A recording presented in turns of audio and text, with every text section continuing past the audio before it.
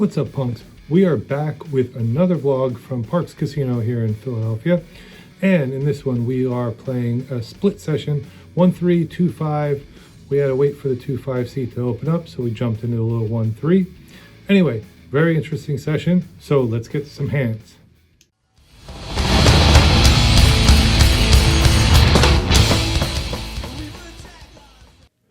When we get to Parx tonight, we see that there are no open seats at the 2-5 games. So we take an open seat at a 1-3 game to warm up while we're waiting for a seat. This table is very passive. For the first two orbits, I don't have a playable hand, but I also don't see a single pre-flop raise from anyone. Eventually, I look down at 6-7 of spades in the cutoff, and I raise to $15. The button and the under the gun limper both call. We see a flop three ways with $49 in the pot of King 6-4 with the King 4 of clubs. This isn't really a good flop for us with only second pair, and the King flush draw out there is not great for us. But since the table's so passive, when it checks to me, I lead out for $20. And to my surprise, both players fold immediately. That was easy. Can't get much easier than that. Soon after that last hand, we are under the gun and we find ourselves with ace-king offsuit. We make it the standard $15. Well, at least standard for me at this table. The only caller is the big blind.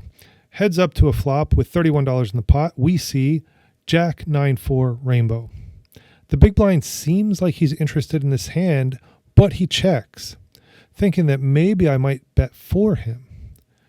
Since he seemed interested in this hand and I don't have anything here, I check and flow, and we're off to a turn, which is the 7 of spades. Now the villain leads out for $15. Even though I don't have anything here, this is just too small of a bet because if I do hit a pair, I'm probably going to be good. So I call. We head to a river with $61 in the pot and see the 8 of clubs come off. The villain now sizes up to $45. This sizing screams value to me, and since this table's ultra passive, there's no way I'm good here. And I don't think that raising will get him off the hand no matter what. So with all that in mind, I just make the easy fold and move along to the next hand. A couple hands later, we are in the small blind and we look down at Jack 8 of clubs. The middle position player limps. Cutoff raises to $10, which is a little bit odd for this table. We call, the middle position limper calls, and we are off to a flop three ways with $33 in the pot, and that flop is Jack 9-9 with the Jack 9 of diamonds. I check here to see what the original raiser will do. Middle position player checks as well, and to my surprise, the cutoff checks as well. This means that he either has a 9 or nothing. And we go to a turn three ways still, which is the 7 of spades. With the cutoffs check on the flop, I have the invitation here to lead out, and I do so for $20. The middle position player folds as we expected, but the cutoff wakes up and decides to call. Not too sure what he would call with here, and I'm kind of shooting in the dark here. Heads up with $73 in the pot, the ace of hearts falls on the river. While this is a bad card for my exact hand, I do not put the cutoff on an ace-x hand. He would likely have bet that on the flop. Since he was the only one that called my turn, I decide to bet on the smaller side and make it $45. If I get raised here, I can just easily fold and move along. But to my delight, the villain quickly folds and we pick up another small pot here just as we are called for the 2-5 game. As we settle into this 2-5 table, the first hand we decide to play, we are under the gun with ace-deuce offsuit.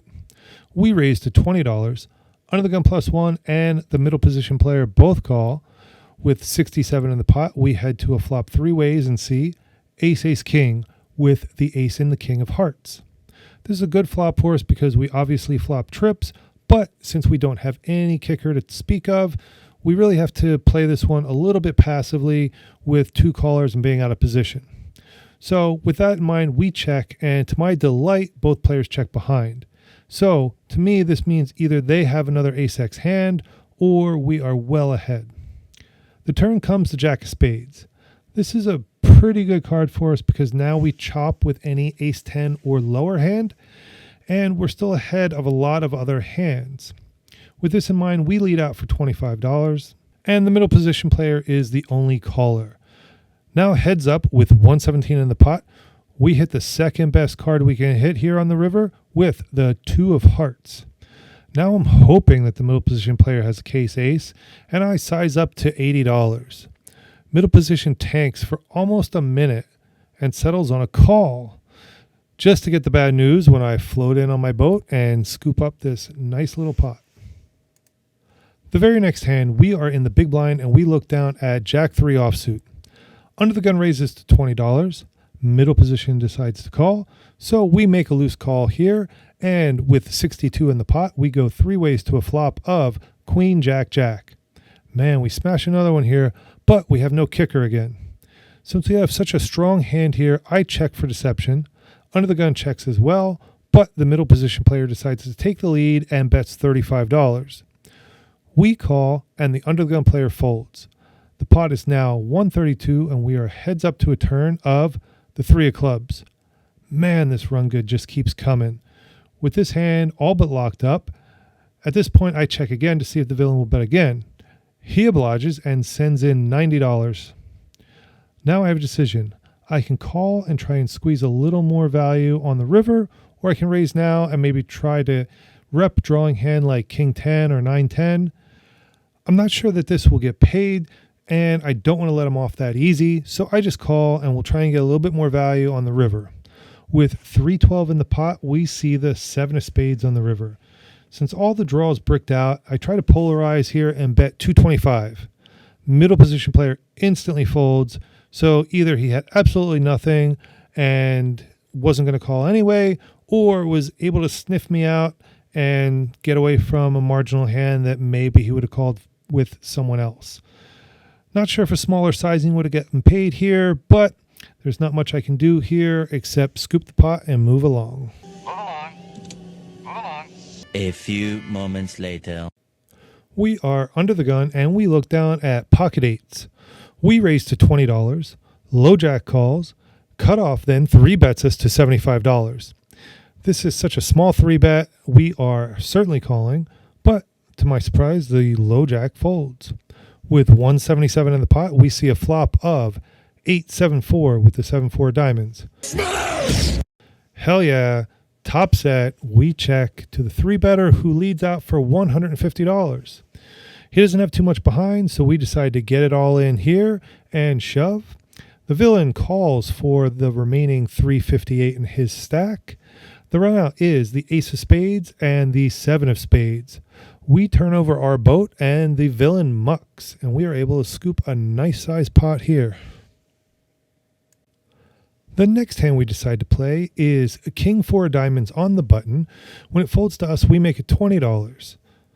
The small blind and the big blind both call BS on me and both call. With $60 in the pot, we go to a flop of King Queen 3. Not bad hitting top pair. When it checks to me, I put out a feeler bet of $25. Small blind folds, but the big blind calls. So we think that there's a good possibility that we are behind. Now with 110 in the pot, we see the 4 of spades on the turn. We now improve to 2 pair, and we should be good, and it's a well-concealed 2 pair. When the big blind checks to us, we size up a bit to $60. Apparently this was too much for the big blind, and he quickly folds. While we improved on the turn, we thought it was going to be a little sneaky, but he must not have had much. Maybe a queen, maybe just a under pair, but we'll never know because he folded out. A couple hands later, we are in the big blind and we look down at the beautiful ace queen of diamonds. Under the gun +1 limps, and when it folds around to me, I make it $30. The villain is not scared away by this and calls. With $62 in the pot, we see a flop of 10-3-5 rainbow. Not much going on with this flop for our exact hand or our big blind raising range. However, this hasn't stopped us before, and it's not going to stop us this time, and we lead out for $65. We're hoping to just take this down now without a fight. The villain has other ideas and decides to call. Now, with $192 in the pot, we see the 8 of diamonds on the turn. Since this now gives us a flush draw to go with our 2 overs, I see no reason to take my foot off the gas here, and I size up to $125. The villain, on the other hand, has other ideas and folds. So we're able to pick up a pot here with only ace queen high and move on to the next one.